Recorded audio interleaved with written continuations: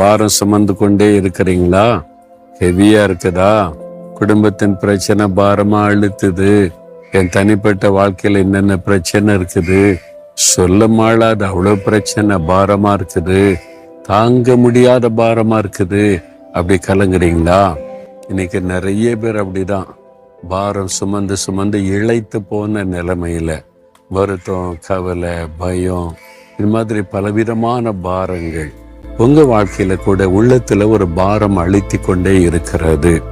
அது உங்களை ஜெபிக்க விட மாட்டேங்குது, சந்தோஷமா இருக்க விட மாட்டேங்குது, நிம்மதியா தூங்க விட மாட்டேங்குது.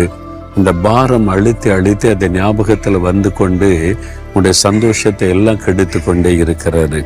சொல்றாரு, கர்த்தர் மேல் உன் பாரத்தை வைத்து விடு. என் மகனே, மகளே, நீ கர்த்தர் மேல் பாரத்தை வைத்து விடு என்று ஆண்டவர் சொல்றார். ஆண்டவர் சொல்றாரு, உன் கவலைகளை அவர் மேல போட்டுரு.